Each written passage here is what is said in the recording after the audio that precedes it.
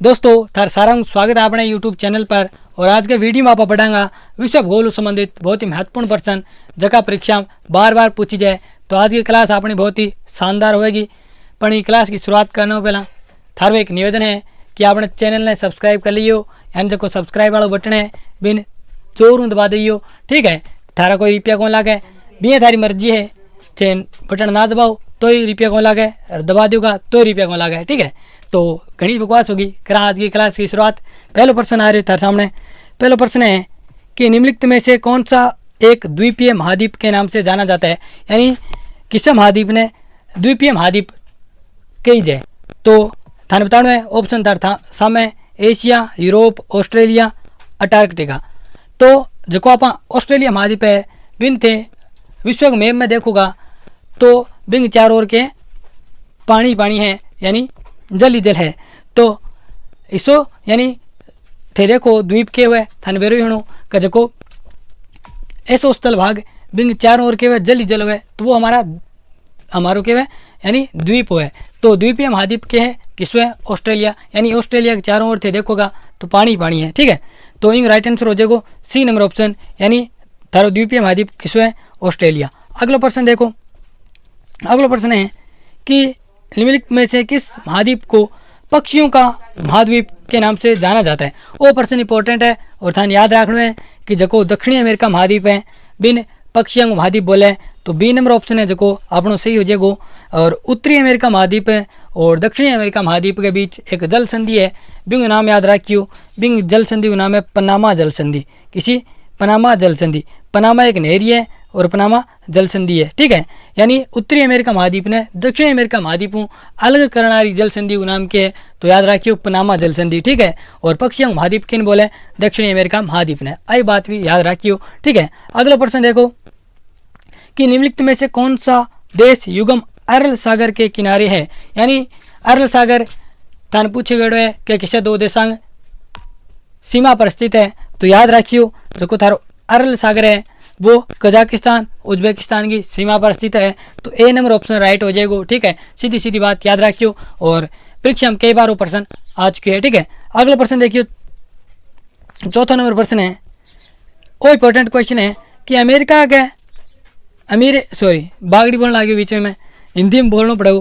ठीक है, अमेरिका के झील प्रदेश में सम्मिलित 5 झीलों में कौन सी पूर्णतः संयुक्त राज्य अमेरिका में स्थित है, यानी आप झील पढ़ा और मैं थाने पढ़ाई हुई हो पीछे वीडियो में, यानी 5 महान झील क्षेत्र मैंने आपको पढ़ाया था। जिंग मायने 5 झील आवे, मैं था नाम भी दो सुपीरियर, यूरोन, मिशिगन, ईरी, ओंटेरियो। ये 5 झील है जखान ग्रेट लेक भी बोले और फिंगर लेक भी बोले। ठीक है, तो आ 5वां एक झील ऐसी है जबकि संयुक्त राज्य अमेरिका यानी यूएसए में पड़े, यानी जबकि 5 झीलें हैं वे क्या है, यानी ये कनाडा और जबकि यूएसए थारो संयुक्त राज्य अमेरिका भी सीमा पर है, लेकिन 4 झील है जबकि कनाडा और यूएसए की सीमा पर है, पर एक झील है जबकि थारी पूर्ण रूप के यूएसए में, तो वह झील किसी है मिशिगन झील। किसी मिशिगन झील राइट आंसर हो जाएगा। और मिशिगन झील है बिंग किनारे थान बेरो होना चाहिए कि शिकागो नगर है। और शिकागो नगर की बात करा तो शिकागो नगर में 1893 में विश्व धर्म सम्मेलन हुए और बटा अपना स्वामी विवेकानंद जी है वे भाग लेने गया। आए भी बात याद रखियो। और शिकागो की बात करा वो किसी झील के किनारे है तो थारो मिशिगन झील के किनारे है। और मिशिगन झील थारी पूर्णतः कटे यूएसए में है। और इनके अलावा एक बात और बता दी थाने, शिकागो है बिन विश्व की सारों बड़ी मांस मंडी भी कही जाए। ठीक है, यानी शिकागो है वह विश्व की सारों बड़ी मांस मंडी है। ठीक है, तो इतनी बात बताई, यानी थे मेरी क्लास देखते रहेगा तो थाने में वर्ल्ड ज्योग्राफी है वह रटा दूंगा एकदम। ठीक है, अगला प्रश्न देखिए। पांचवा प्रश्न है कि पनामा नहर स्वेज नहर से भिन्न है क्योंकि इसमें लोक प्रणाली है, इसका मार्ग छोटा है, इसका मार्ग व्यस्त है, इसका मार्ग कम व्यस्त है। तो देखो पनामा नहर जबकि कोलोन पनामा तक जाए। ठीक है, और प्रश्न भी आयो जो लेबर पेपर भी प्रश्न ही आयो कि पनामा नहर के उत्तरी सिरे पर बंदरगाह किसो स्थित है। तो थारो बंदरगाह है उत्तरी किनारे पर कोलोन है और दक्षिणी जो किनारे भी पर पनामा बंदरगाह स्थित है। आ भी बात याद रखियो। और पनामा नहर स्वेज नहर भिन्न कुकरे है, तो याद रखियो जब आप पनामा नहर पढ़ा तो बिंग अंतर्गत आप 3 लोक प्रणाली पढ़ा जबकि लोक प्रणाली पढ़ना यानी जल पास के बारे में पढ़ना, यानी स्वेज नहर में क्या है लोक प्रणाली कोनी, जबकि बात करा पनामा नहर की तिम क्या है लोक प्रणाली है या जलपास प्रणाली है। ठीक है, तो ए नंबर ऑप्शन राइट हो जाएगा, यानी पनामा नहर है वह स्वेज नहरू ये कारण भिन्न है कि पनामा नहर में तो लोक प्रणाली है और स्वेज नहर में लोक प्रणाली कोनी। ठीक है, याद रही की बात। ठीक है, तो अगला प्रश्न देखो, छठो नंबर देखो, वो प्रश्न आगे इधर मैं थाने बताने लग रही हूँ कि पनामा नहर के उत्तरी सिरे पर कौन सा पतन स्थित है, पनामा, कोलोन, गाटून, मीरा फ्लोर्स। तो याद रखियो पनामा नहर के उत्तरी सिरे पर कोलोन बंदरगाह है, किसो बी नंबर ऑप्शन राइट हो जाएगा, जबकि दक्षिणी बंदरगाह यानी दक्षिणी किनारे पर किसो बंदरगाह पनामा बंदरगाह है। ठीक है, अगला प्रश्न देखियो, अगला सातवां प्रश्न है कि स्टेनली जलप्रपात किस नदी पर स्थित है, अमेजन नदी, कांगो नदी, नील नदी, कोरोनी नदी। ठीक है, तो स्टेनली जलप्रपात है वो याद रखियो कांगो नदी पर है, कांगो नदी पर किसी पर कांगो नदी पर है, और कांगो नदी का नाम है जायरे नदी के नाम जानी जाए, और स्टेनली जलप्रपात के साथ साथ है लिविंग स्टोन नाम लिखना देख लियो, लिविंग स्टोन बंदरगाह भी के कांगो या जायरी नदी के ऊपर है। ठीक है, यानी दो जलप्रपात है नदी पर, एक स्टेनली जलप्रपात, एक लिविंग स्टोन जलप्रपात। ठीक है, अमेजन नदी की बात करा तो अपोहा क्षेत्र के आधार पर विश्व की सबसे बड़ी नदी है, नील नदी की बात करा तो विश्व की सारा लंबी नदी है। ठीक है, और कोरोनी या केरो नदी है, अटे करोनी भी लिखो केरो नदी मिले, आ केरो नदी घटे हुए है वेनेजुला में रा ओरोनिको की सहायक कह नदी है, और आ करोनी नदी या केरो नदी है ये पर थारो एक जलप्रपात है, बिंग नाम है एंजिल जलप्रपात। क्या नाम है? एंजिल जलप्रपात।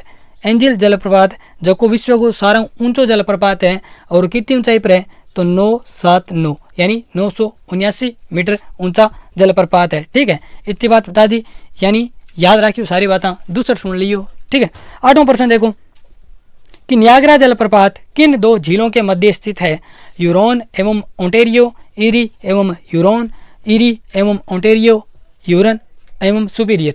तो थाने में पढ़ायो, यानी जबकि ग्रेट लेक्स पढ़ाई जब थाने में बतायो कि जो नियाग्रा जलप्रपात है वो थारो इरी और ओंटेरियो झील के बीच में है। ठीक है, तो अब बात याद रखियो, यानी देखो नियाग्रा जलप्रपात है वो इरी और ओंटेरियो झीलांग बीच में है। ठीक है, अगला प्रश्न देखो कि द्वीपों की सर्वाधिक संख्या किस महासागर में देखने को मिलती है, यानी सीधी सीधी बात है कि किस महासागर में सारा ज़्यादा द्वीप है, तो सीधी बात याद रखियो प्रशांत महासागर में सारा ज़्यादा द्वीप है। ठीक है, ए नंबर ऑप्शन राइट हो जाएगा, और थाने में बात भी साग प्रश्न बोली बताने ला रहा हूँ।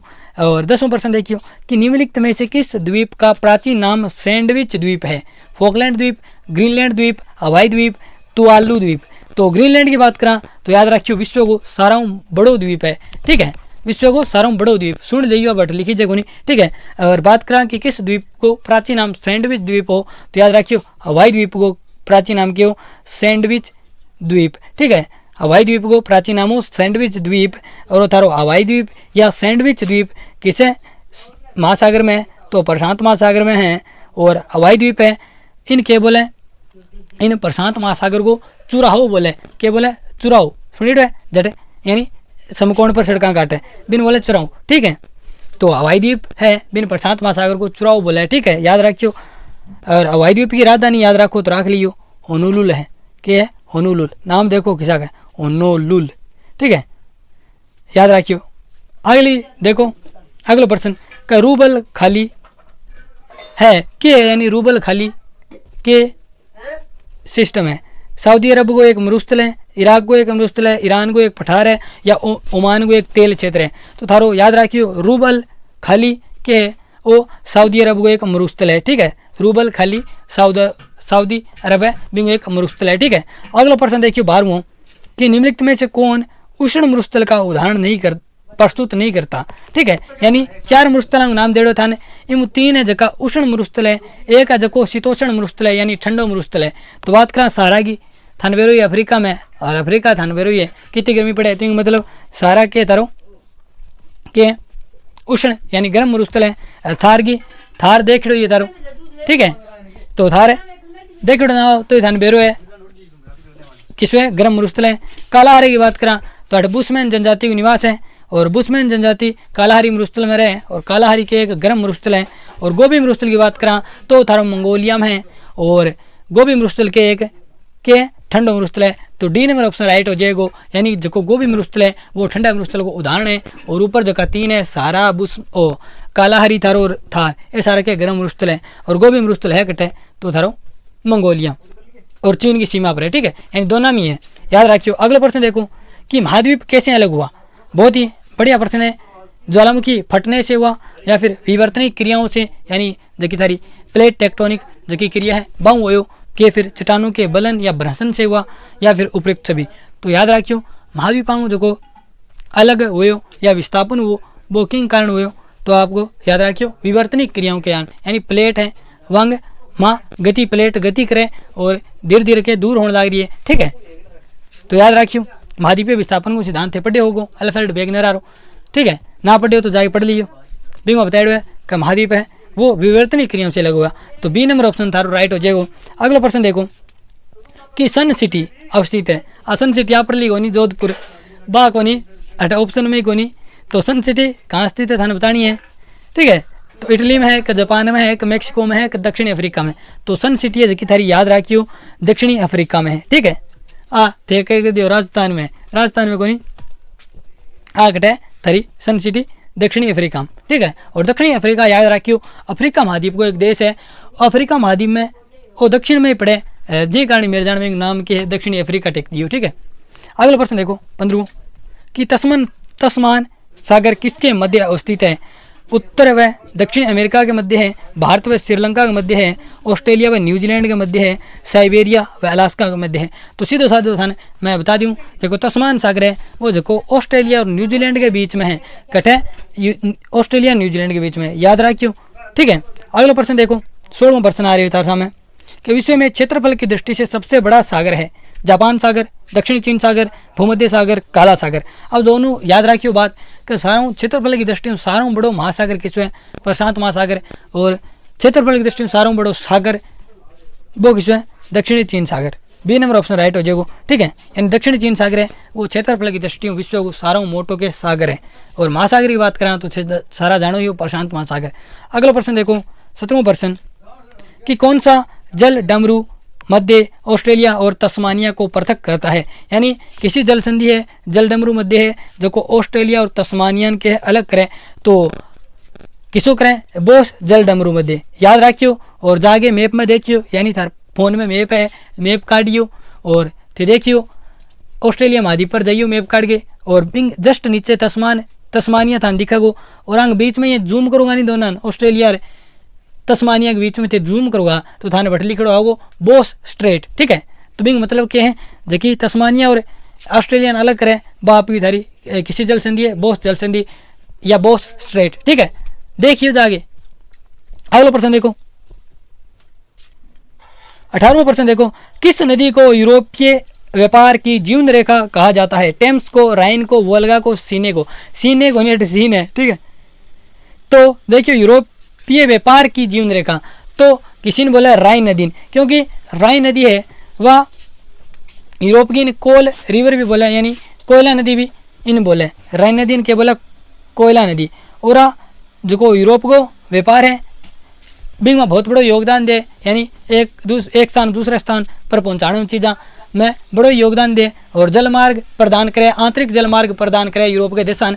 ये कारण के इन यूरोपीय व्यापार की जीवन रेखा बोले किसी नदी राइन नदी। ठीक है, और राइन नदी कोल रिवर के यानी कोल रिवर है बिंग नामू जानी जाए। और बात करें वोल्गा की तो वोल्गा की एक बात बता दूं, एक ही बात है कि यूरोप की सारों लंबी नदी है तान पूछे यूरोप की सबसे बड़ी या लंबी नदी कौन सी है तो वोल्गा नदी है। अरे किससे सागर में गिरे तो कैस्पियन सागर में गिरे। और कैस्पियन सागर के बारे में सुनिए विश्व की सबसे बड़ी खारे पानी की झील है, यानी विश्व की सबसे बड़ी खारे पानी की झील कौन सी है कैस्पियन सागर। कैस्पियन सागर नाम है अपना के झील है। ठीक है, याद रखियो। और थान सीने दिखे और सीने को नहीं सीन है और सीन है नदी है इन किनारे के फ्रांस की राजधानी पेरिस स्थित है। ठीक है, इतनी बात बताने ला रही हूँ, आ बात ना भूल जियो, इतनी बात याद रखो और आ भूल जाओ क्या यूरोपीय व्यापार की जीवन रेखा किन बोले तो राइन नदी। ठीक है, अगला प्रश्न देखो 19वां मैं कौन उदान यानी थारे जबकि विश्व भूगोल है रट्टो मरा दी उदान। अब देखियो 19वां प्रश्न है कि बांग्लादेश में किस देश को पद्मा के नाम से पुकारा जाता है। अब देख लो भारत को भी प्रश्न आ गया, यानी विश्व भूगोल में भारत भी आया, ठीक है। तो बांग्लादेश में किस नदी को पद्मा के नाम से पुकारा जाता है? तो अपनी गंगान, यानी अपनी गंगान के कहे बांग्लादेश में पद्मा के नाम जानी जाए, और ब्रह्मपुत्र जो कि बांग्लादेश में बड़े बिन बोले जमुना के नाम। तो याद रखियो, कन्फ्यूज ना हो कि जो कि गंगा ने बांग्लादेश में पद्मा बोला है और ब्रह्मपुत्र ने बांग्लादेश में क्या बोला है? जमुना बोला है। क्या बोला है? जमुना, ठीक है। तो याद रखियो दोनों बातें। अगला प्रश्न देखो, क्या ग्रैंड कुली डैम निम्नलिखित में से किस नदी पर स्थित है?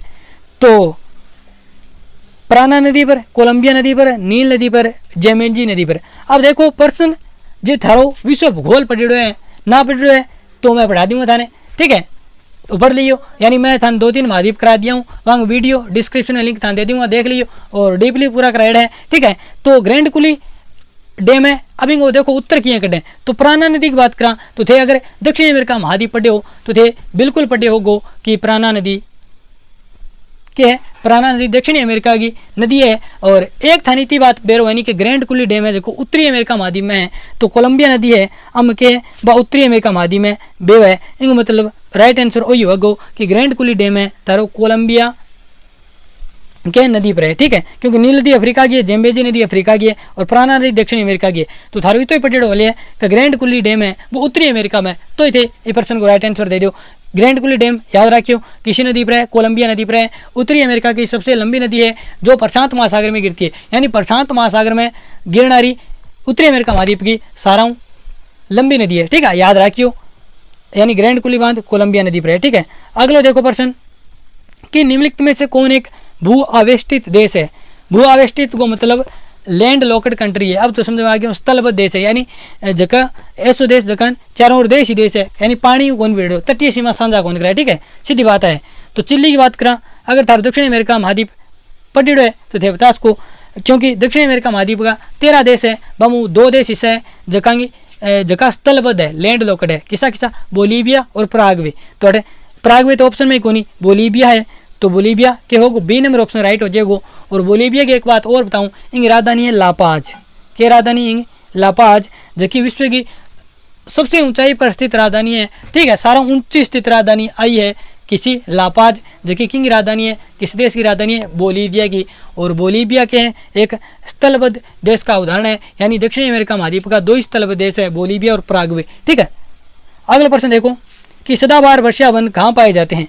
तो अब थानबेरो है सदाबहार वर्षा वन भूमध्य रेखीय क्षेत्र का और पाई जाए। और ऑस्ट्रेलिया की बात करा तो टू मकर रेखा गुजरे, और कनाडा बात करा तो मतलब वो कर्क रेखा के साथ रह जाए।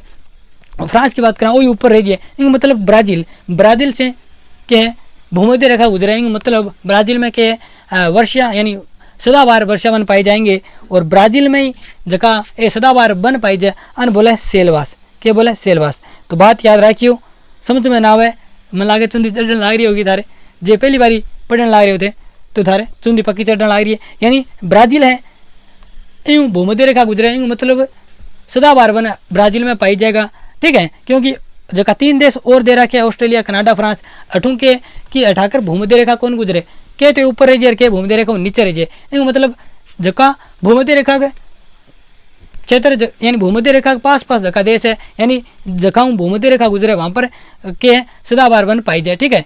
और ब्राजील का इन उसे उत्तरो जगो और सेलवास बोले जगह ब्राजील में सदाबहार वन है वर्षा वन बन के बोले सेलवास, ठीक है। अगला प्रश्न देखिए कि विश्वत रेखीय वनों को ब्राजील में किस नाम से जाना जाता है? अभी थाने बताओ सेलवास। अब फेजेंडा सारा जानो, यानी छोटी क्लास में पढ़ने लग गया कि ब्राजील में जो कॉफी के बगान होते हैं उनको फजेंडा कहते हैं, ठीक है। तो कोई प्रश्न नहीं, ठीक है। अगला देखो कि कौन सा बंदरगाह यूरोपोर्ट के नाम से जाना जाता है?